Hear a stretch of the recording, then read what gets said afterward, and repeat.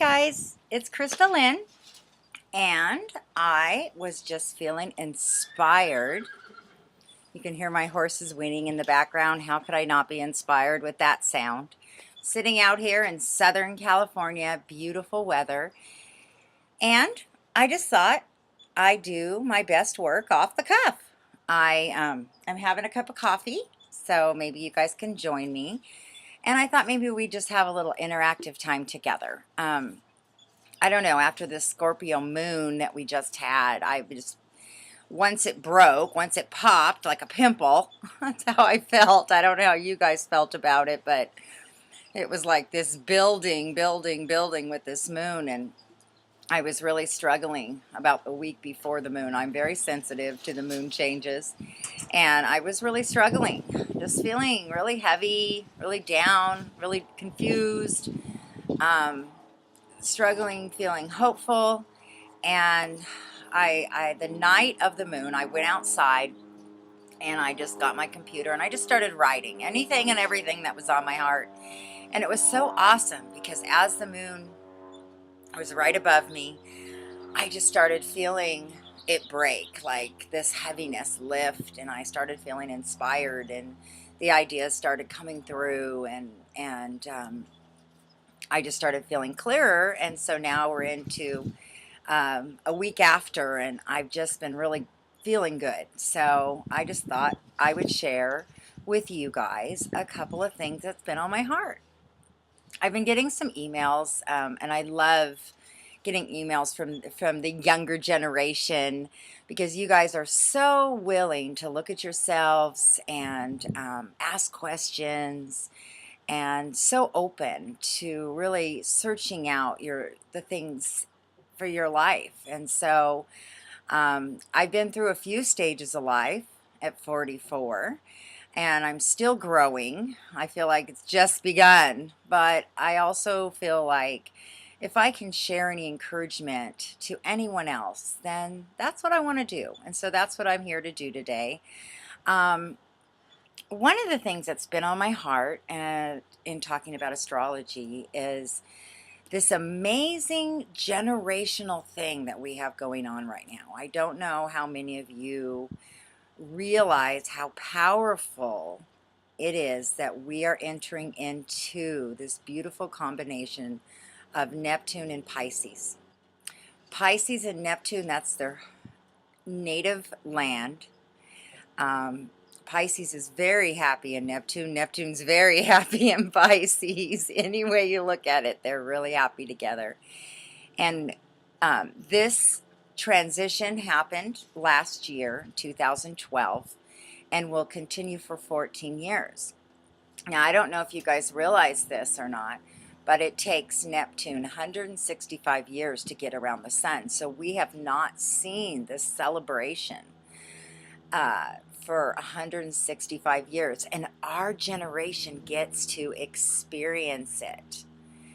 When you have a planet in its homeland, I mean, the benefits that we're going to receive are unbelievable. If we are aware, if we tap in, if we understand it. So right now I'm doing a lot of research on this, and I'm hoping to do a little series. And just to encourage you guys, astrology is fun. And I've been doing, I ask a lot of questions, and it leads me down all kinds of paths of learning things. One of the things that I learned is amazing things have happened every time Neptune and Pisces have come together. One of the amazing things I found in my research was that St. Paul, when he had his ministry and he went to all of the churches in the Old Testament, guess what was happening? Neptune and Pisces. And so I started wondering, what else has happened? And so that's the research I'm doing. I have some really exciting things to share with you guys, and I'm putting that together right now. But just to get you excited and that it's coming, I wanted to also get you guys looking. And if you'd like to do some interaction with me, I'd love for you to, any research that you're doing or any knowledge that you have of, hold on a minute, sorry, my computer just went out a minute. Any research that you guys have on the times that Neptune and Pisces came together, what was going on in history, what was happening, what spiritual awakenings, because we look at Pisces, one thing we know about Pisces is that it's like the veil becomes thin between us and spiritual things. People who have high, strong Pisces influence, they are sensitive many times to spiritual things. Why? Because they can see through that veil. And they're sensitive to those things. Now, when I talk about spiritual things, I'm not necessarily talking about a religion or specific religion. I'm talking about sensitive to compassion, sensitive to humanity, sensitive to each other, sensitive to creativity, open to that place in your heart that's free. That's one thing about Pisces, and I'm going to talk as an authority because I have Pisces rising and a Pisces moon. And I never understood those things in my life until I started studying astrology. And it opened up my eyes and my heart to what I've experienced all of my life.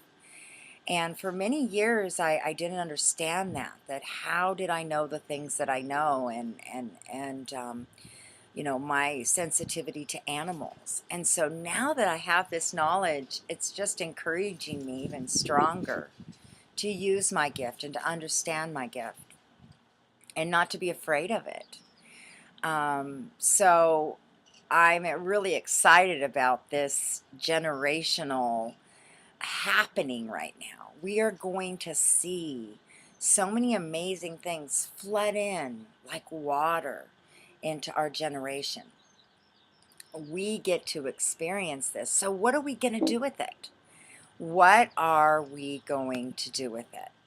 How are we going to be creative? How are we going to open our hearts again?